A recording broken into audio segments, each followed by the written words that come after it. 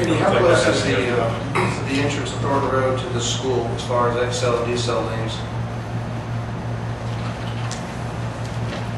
I used to live right across the street. I can't believe I can't visualize that. But looking at this aerial photography here, it looks like it appears that it's about 400 or 500 feet to the west. It appears on this in the staff report that it's directly across the street from the Greer Woods subdivision entrance, or close there too. Do you have that? Yeah, I noticed that there was no XL or decel lanes that were proposed with this, but it being so close to the school, it just makes me wonder if there would be a traffic problem there entering and out of the school there. This being a local road,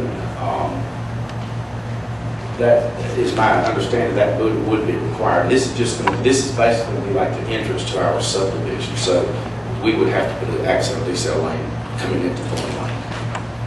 And of course, the deceleration lane is the lane that's the longest. It's 120 feet based on this speed limit. And on the turnout going westerly, toward the school, would just be the 50 to 75 foot taper. That acceleration lane is really not required in the subdivision design entrance. So I don't think there'll be a conflict. I understand with the amount of traffic on the subdivision, but with the school and everything being there, you don't think that that'd be a problem? On a 22-lot subdivision, plus the additional 5 houses here, that has not been a problem as far as stacking to try to get out of that entrance. That's not a problem with let's say basically a 30-lot entrance coming out of that. That's not a problem. It starts becoming a problem about 120 lots. That's when it starts becoming a problem. And then the other thing you could mention where their soil samples was like 30 years old, you had said. Yes, sir. What has changed from then till now that has improved that property, or what has made it different from then? Well, number one, I didn't mean to indicate from the fact that it was produced by the University of Georgia that there was anything wrong with it. So please excuse me, anybody that attended the University of Georgia. I apologize. That's good. Herb would get upset if you said that. But what they did back then is a lot of this was taken from aerial photography, and they would just go around and do small samples. It may be 1 per 10 acres, it may be 1 per 100 acres. They would look from the aerial photography. You've got the soils analysis, the books that were produced. We've got them for all over the county. They give you a pretty good indication of the soils that's in the area, but it's not near as good as a level 2 or level 3 soils analysis where they go out there and they dig holes every 200 feet. It's square 100 feet. It gives you a much better soil classification. We've got level 2, and it's I'd be happy to let you see it. I haven't seen it. There's nothing about soil samples. If you'd like to, here's the different soil types, and as you can see, it's not just one soil type on there. And when you doing the design, the Fayette County preliminary plat process requires that you have a level 3 soils analysis, so it's even more intense than this. But that's what Commissioner Maxwell and I was just saying. Once you have a level 3 soils analysis and the wetlands delineated, then this possibly could get worse than you see here, especially the wetlands analysis. You never. What are the results of that? I know you did the samples, but what does the result say?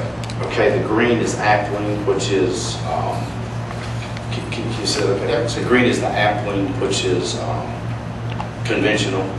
The P is the hard labor, and which is alternate, and the red is also alternate systems. And it was not delineated within The yellow is what? Oh, the yellow is a hard labor, which is alternate.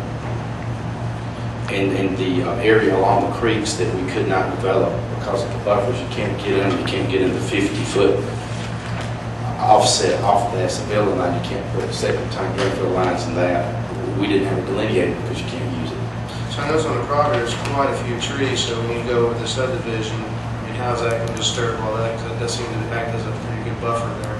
The trees, that from the creek over 150 feet is basically no man's land. As you can see, In our drawing, this is the creek, this one line that splits the property here that we have. this is the creek, yes, sir. But on this right here, this is, what you're saying is the creek that we have. The creek is the property line, is that correct? Yes, Is that what sir. you're saying? Yes, sir. The center line of that creek is the property That's line. what they're saying, is the creek. There's the property line and the creek. And by county ordinance, we have to stay 100 foot off of that with an undisturbed buffer and then a 50-foot building line, which no impervious surface can be put in there. So basically, you don't plan to do anything, you just use that as basically as a back. So the creek comes to Kenwood Road, where does it go from that point? Under Kenwood Road. It goes on the south side of the road. Because down Kenwood Road further is a bridge, and that's Morning Creek as well?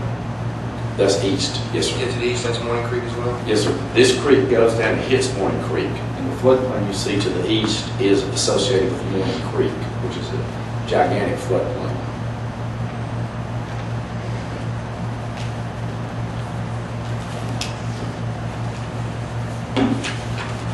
Any other questions?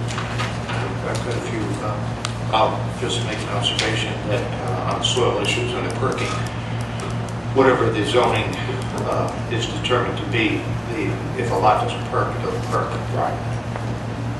Not really a consideration for us. I would also point out that even if the landowner was to voluntarily agree to a condition that they would only build a certain number of lots, whether it's 22 or anything else, I think that's a conditional zoning and is not legally enforceable. Even if it's voluntary on the part of it. If he changes his mind, he changes his mind, there's nothing we can do about it. And the other point I would just raise here is somebody mentioned before step-down zoning, and I think that's appropriate here. This is land use 1 to 2 acres, and I can support R70 and 2 acres, but I can't support it.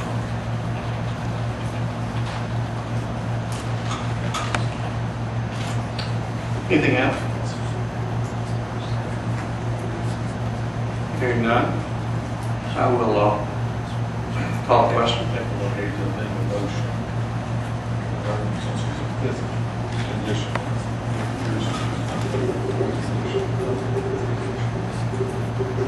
This is voluntary. Will it be separate? It's not a condition, it'll be separate from the others. You can offer the condition, you can put it on there. Voluntarily. Yeah, I understand he's offering, but we're not requiring it as a condition. We're not requiring it as a condition. We will offer the 5th condition of the final. If you want to add it, if you want to add it on, if you want to add it on there and add it to planning commission and do that stuff, that's fine, that don't need to be on here.